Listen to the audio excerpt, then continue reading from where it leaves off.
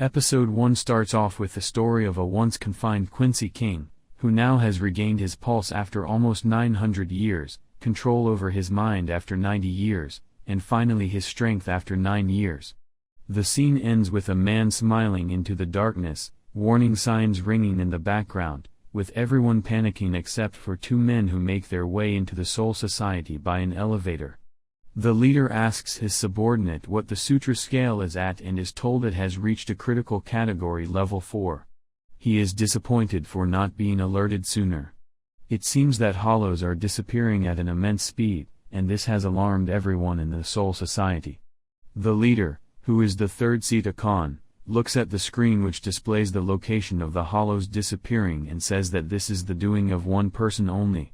We are now transferred to Karakura town and see two people named Shino and Ryunosuke walk out of a portal.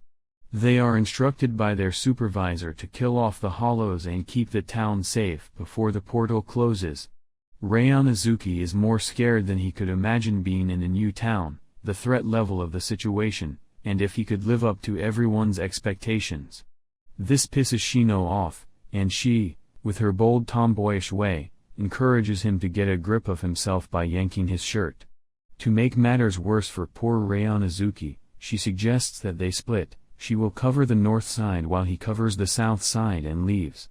Ryunosuke sits on top of a bridge in the calm dark night. Everything seems very peaceful until he hears a creak behind him. Scared to his wits, he turns around and is met with the demonic stare of a spider-like hollow screaming at the top of his lungs. Ryunosuke runs for his life and tries his best to call Shino, but she doesn't answer his calls. The hollow chases him left and right like a dog in a cat chase. Ryunosuke rushes inside a building and reaches the roof, only to find Shino's unconscious body dangling in the palm of two monstrous hollows. Fate had other plans for these two.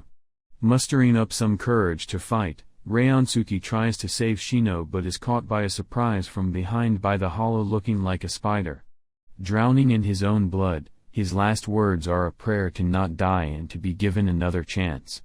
The hollow towers over him, ready to put him out of his misery, but before that could happen, the hollow is killed.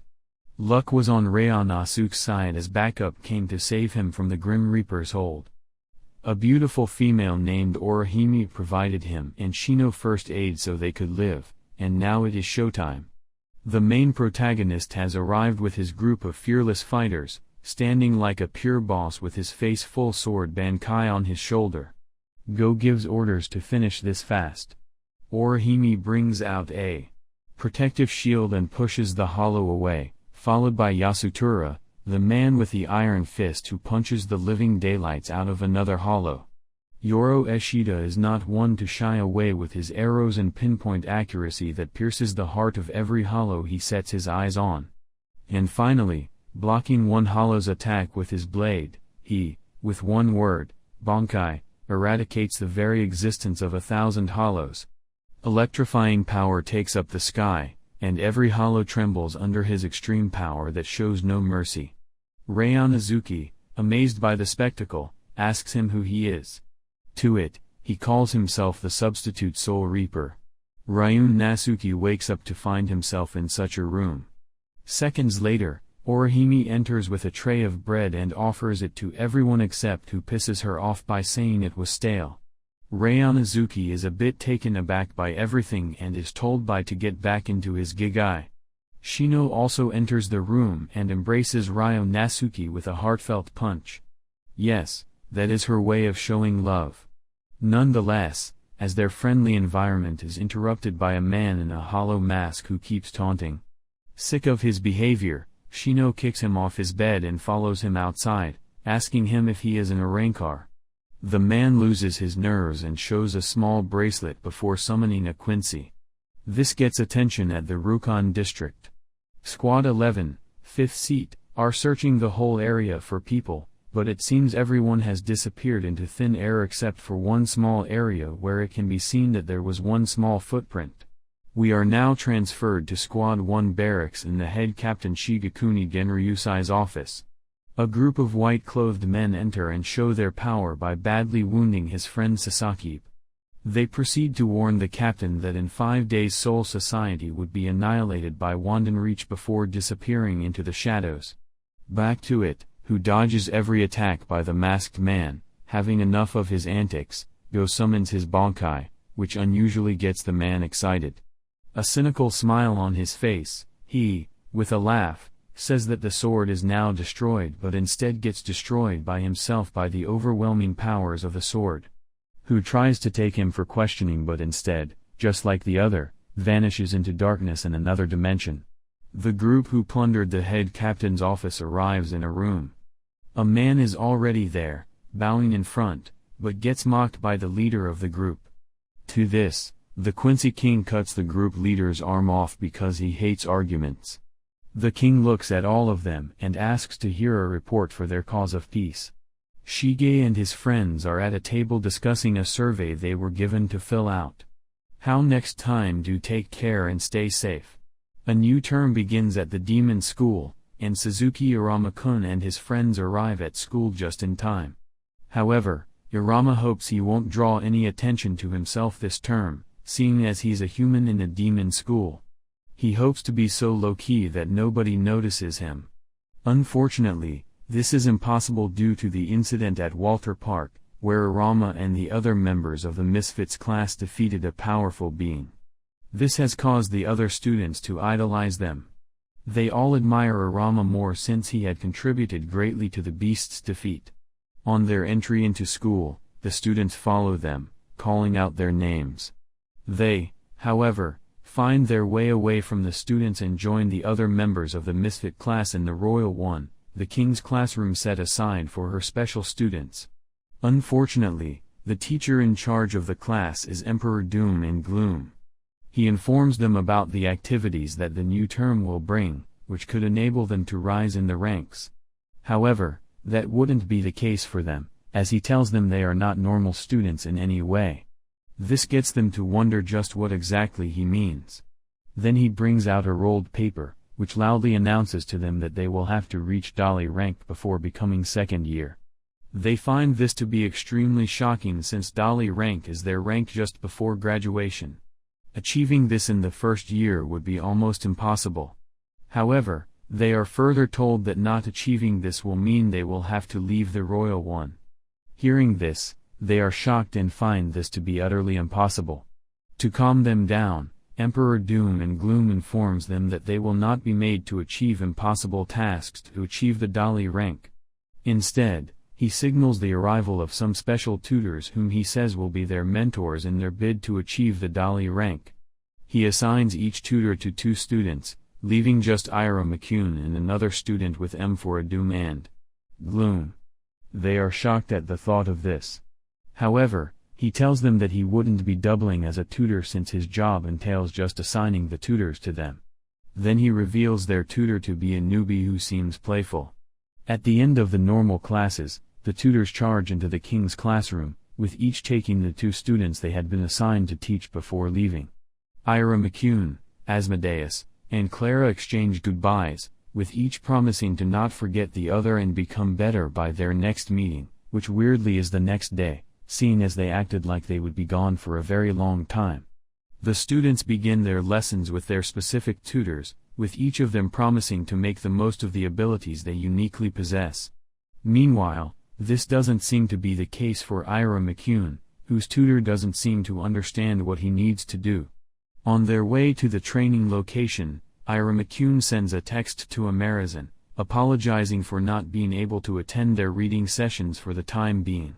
She, however, understands against him and hopes that she gets to see him soon. On the other hand, Irama-kun's tutor admits to not knowing what to do. Instead, he seeks the help of a relative of his named Bashiko to teach them about what having a fighting spirit entails.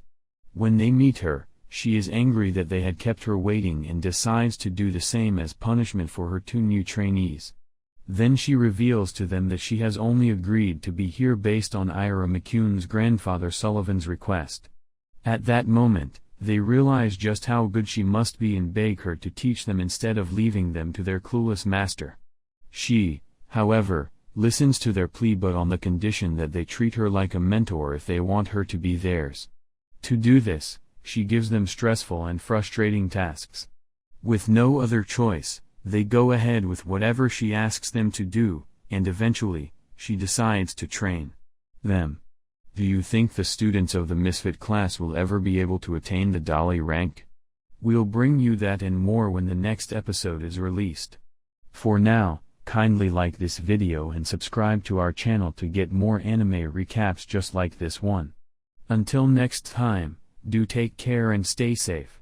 Nishino-sen wakes up from her sleep and goes into the shower to have her bath in order to prepare for school. While she opens the door to leave, she has a vision of a brief flashback, and this makes her scared.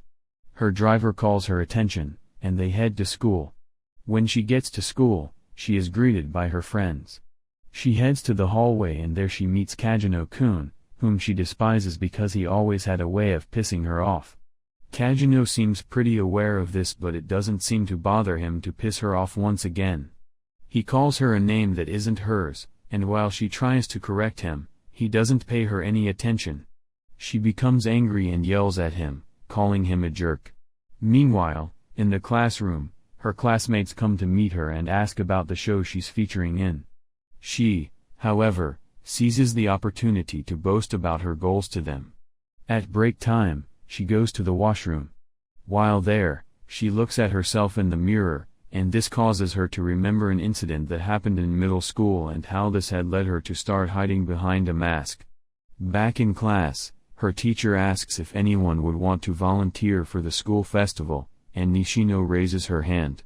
However, her teacher declines her show of interest, saying that she has makeup lessons. Hearing this, her other classmates laugh at her and mock her with how busy she always is.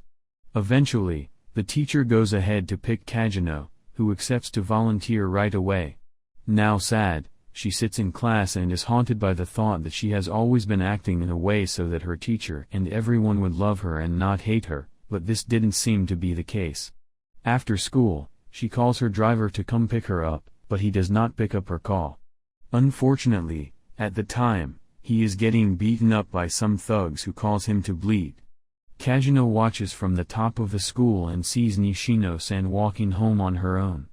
On her way home, she feels that someone is following her and she looks behind to see an unknown man behind her. Thus, they answer to run. While running, she was obstructed by a vehicle, and two other men came out of the car, catching her. They take her into the car and make her unconscious. After a while, Nishino wakes up in a building and finds her hands and legs are tied up. She struggles to free herself, and at that moment, she sees two men in front of her and listens to them as they mock her and tell her that her father has a lot of enemies and they have sent a ransom note to him. Later on, one of the men tries to rape her and tells her that he knows of her past experience. Furthermore, he reminds her of the last time she was kidnapped and promises to give her a new experience. He proceeds to tear the bottom of her shirt, and she struggles to free herself. Meanwhile, Kajino had seen her being taken earlier, and in a bid to save her, he positions himself outside the abandoned building and changes into a new outfit in order to not be recognized by Nishino. He puts on a mask after that he breaks in and kills the man who tries to rape Nishino. Then he proceeds to fight the other huge man as he learns that the man was formerly a member of the army. Kajino beats up the man and cuts his hand with a crowbar. Eventually, he kills the man and walks towards Nishino, who is now very scared. He sets her free and tells her to be more careful when she's walking home, after which she disappears and surprisingly, she's unable to see him again. Nishino goes home wondering who her savior is and reports the incident to the police. However, due to her father's influence, the police never get to know what happened in the building that night. The following day, Nishino-san goes to school like nothing had happened the previous day. When she sees Kajino, she reluctantly greets him, and this time he gets her name correctly. To her greatest surprise, she also notices that he is looking directly at her, and she becomes bothered. The next day, Kajino is reported to have been absent from school. Nishino is intrigued by his absence and finds herself thinking about him more than she'd like to admit. She wonders who he really is and what his intentions might be. As days go by, Nishino finds herself constantly looking around, half expecting to see Kajino somewhere nearby. One day, as she's walking home from school, she notices a familiar figure standing at a distance. It's Kajino. He's back, and he's watching her again. This time, Nishino decides to confront him. She walks up to him and demands to know why he's been following her. Kajino, with his usual nonchalant attitude, tells her that he was just making sure she's safe. Nishino is not satisfied with his answer and continues to question him. She asks about the incident at the abandoned building and how he knew about it. Kajino evades the question and changes the topic, asking her if she's really as tough as she pretends to be. This angers Nishino, and she challenges him to prove himself by fighting her. Kajino agrees to the challenge, and they engage in a brief but intense fight. Nishino is surprised by Kajino's strength and skills. She realizes that there's more to him than meets the eye. The fight ends in a draw, and Kajino walks away, leaving Nishino bewildered and intrigued. Over the next few weeks, Nishino and Kajino's interactions become more frequent. They often find themselves crossing paths, and Nishino discovers that Kajino has a complex personality. He's not just a troublemaker, he has his own struggles and secrets. As they spend more time together, Nishino begins to see him in a new light. One day, Kajino opens up to Nishino about his past. He tells her about his difficult childhood and the reasons behind his rebellious behavior. Nishino realizes that they have more in common than she thought. They both wear masks to hide their vulnerabilities and insecurities. As their bond deepens, Nishino and Kajino become friends. Nishino learns to let go of her need for perfection and embraces her true self. Kajino, on the other hand, finds solace in Nishino's company and starts to believe that he can change for the better. The school festival arrives, and Nishino decides to participate despite her initial reservations. With Kajino's encouragement, she puts on a performance that showcases her talent and passion. The audience is impressed, and Nishino feels a sense of accomplishment she's never experienced before. After the festival, Nishino and Kajino spend more time together, helping each other overcome their personal challenges. They support each other in ways they never thought possible. Nishino's friends notice the positive change in her and wonder about the person responsible for it.